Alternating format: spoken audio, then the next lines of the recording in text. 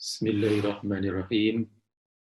Assalamualaikum warahmatullahi wabarakatuh.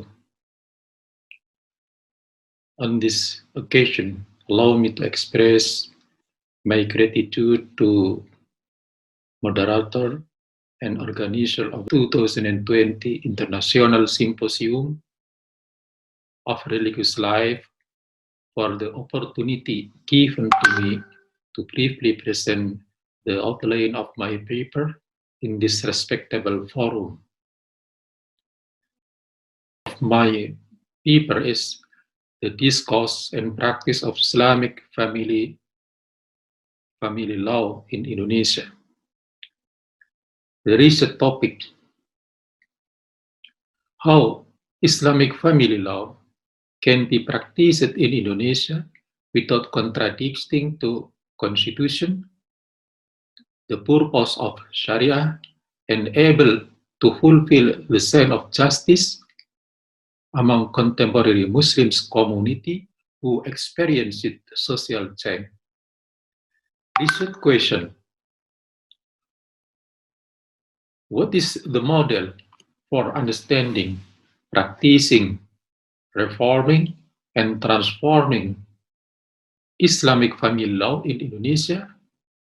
What is the impact on the position of standard classical fiqh book and the independence of judge in the religious courts? Hypothesis: there is no restriction for expert or judge in how they understand and practice Islamic family law that is contextual to Indonesian condition. The classical standard of fiqh from the Shafi'i school is no longer used as the main reference. Main argument: Sharia for Muslim is basically paradigm.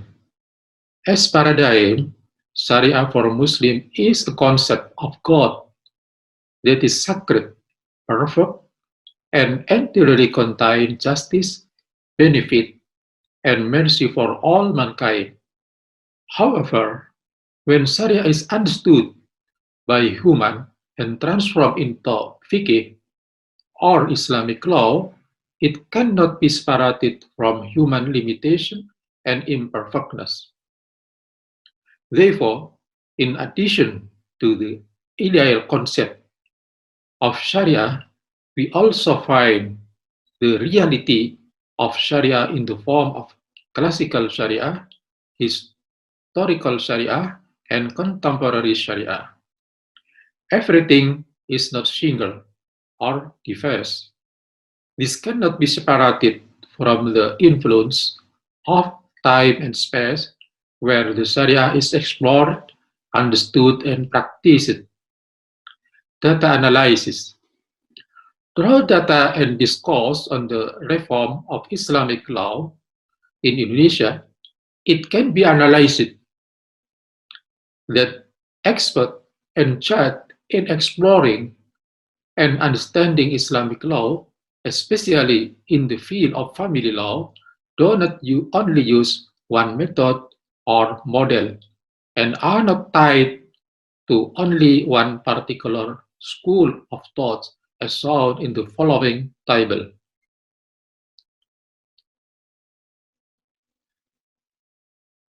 In this table, in the first case, interfaith inheritance.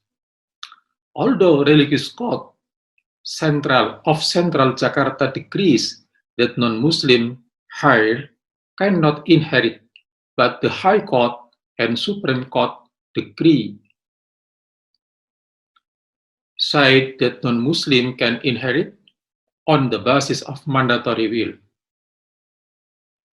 In 1995, in the second case, adopted children of different religions, it is clear that the Supreme Court decision in 2010 gave provision of compulsory will to adopted children and children of different religions.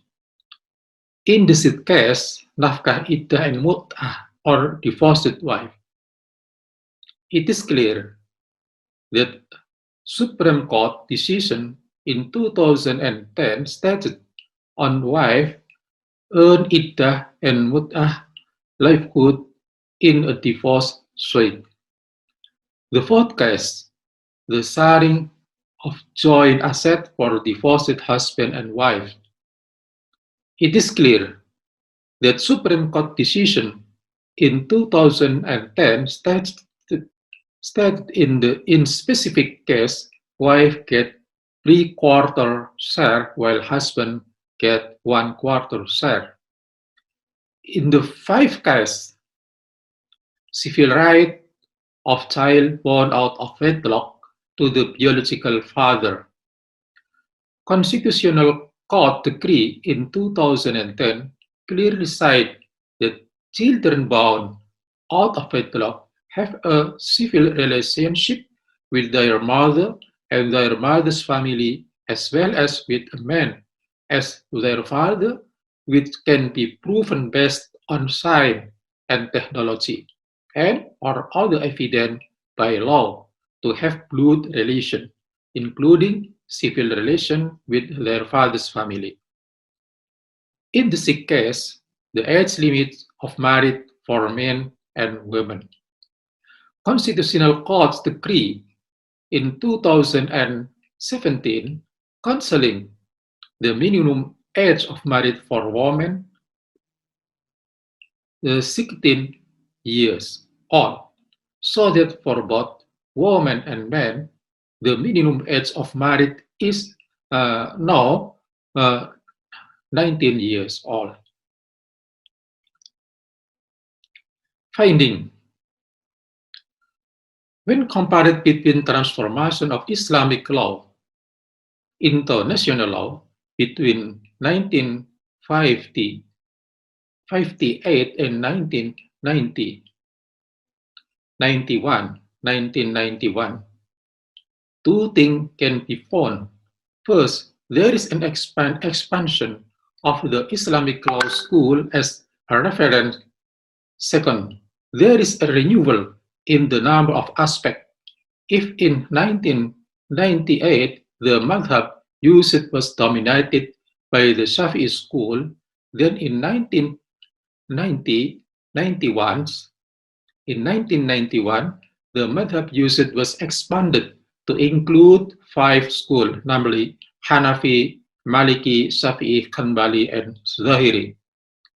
If connected with more recent data as listed in the table 9, it is also found that the adoption of Islamic law into Indonesian national law takes place through an eclectic process.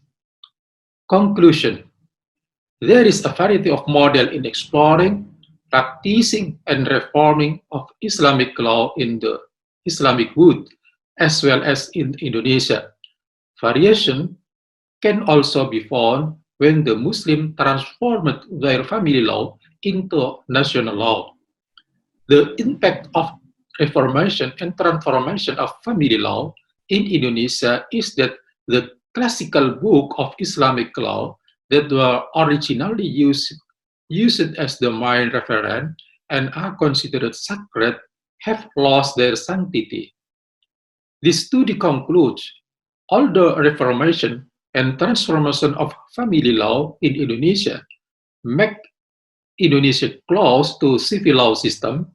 However, it does not reduce the independence of religious judge in exploring and finding more contextual Islamic law as evidenced by the emergence of a number of reforms that have emerged from a number of jurisprudence. Thank you.